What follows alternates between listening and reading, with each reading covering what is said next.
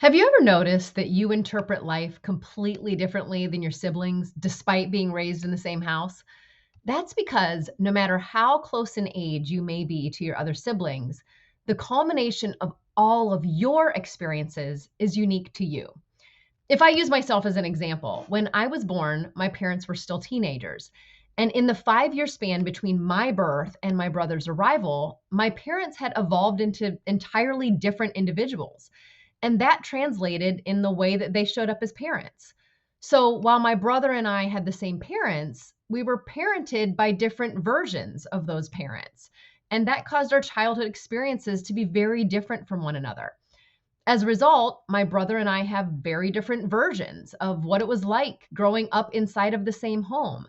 And those experiences have impacted how each of us approach life and show up in relationships with our spouses, children, and our communities today. The same applies to you. The way in which you approach life and the beliefs that you carry about yourself, relationships, and societal roles all stem from the unique experiences that you have had in your life. Consider for a moment the differences between you and your siblings, your friends, your children. We are all shaped by our experiences.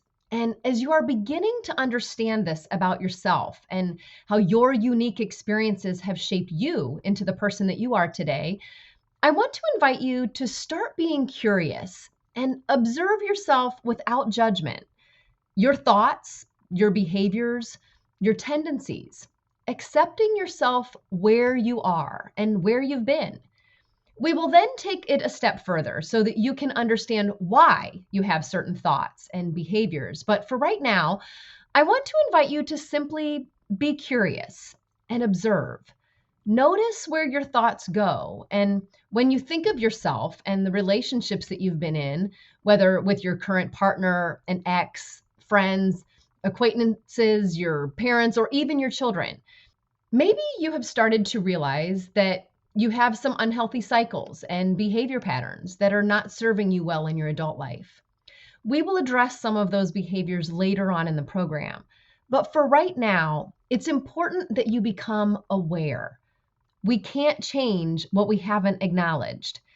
And I want to take it one step further by not just becoming aware, but becoming curious to get to the underlying experience or reason that you have stepped into these patterns. But the most important part of this entire process is that you do it with compassion, understanding that if you would have known that there was a different or better way, you would have taken it. You were doing the best you knew how with the information that you had at the time.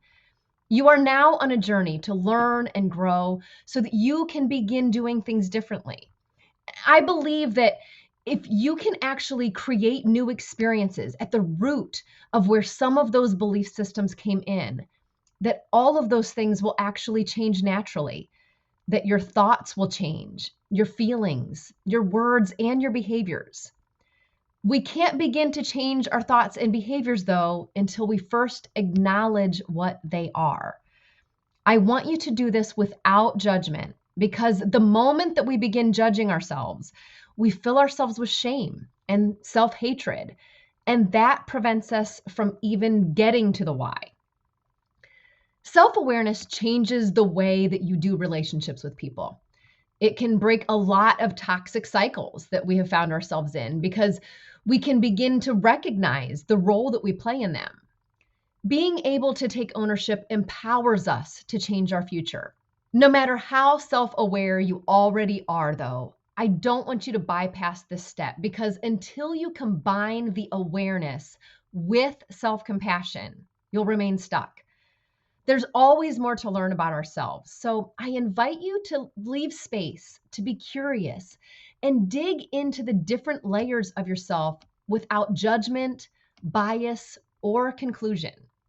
The very fact that you are here says that you're wanting something more for yourself and those you interact with. We are all doing the best we can with what we know, and most of what we know was modeled for us.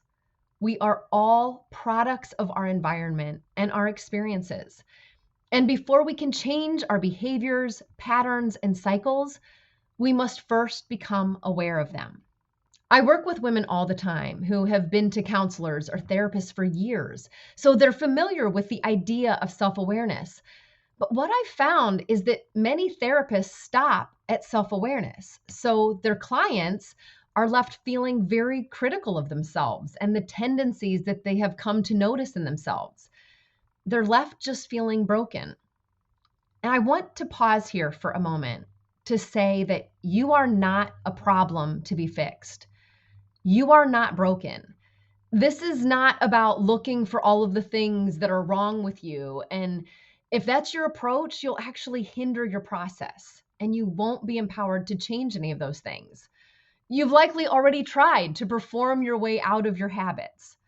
But if you don't reach the level that you're hoping for, then you're left feeling like something is wrong with you and that you're not lovable. That is shame. And shame will never open the door to healing.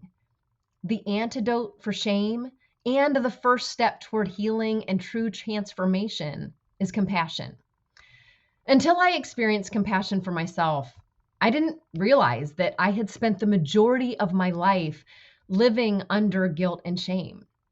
It's not only how I was parented and how it was modeled in my religious upbringing, but it was also the way that I treated myself. So many of us mistakenly think that if we shame ourselves, then we'll stop thinking that or doing that or wanting that. But all that does is cause us to do it in secret. We can't shame ourselves into changing. If you have pain or ways that show up in a relationship that are making you feel stuck or even broken, I want to assure you that there is nothing wrong with you. There's a reason why the things in your life are showing up and happening the way they are. I want to invite you to view those situations with curiosity, seeking to understand through the lens of compassion, knowing you are doing the best with what you knew and what was modeled for you. Shortly after I was first introduced to the idea of self-compassion, I came across an inner child meditation online that piqued my curiosity. There wasn't much to it. In fact, it was mainly just a child repeating a few phrases over and over. And their voice came on the recording as I was listening in silence. And it said, "I love you. I'm proud of you. I see you."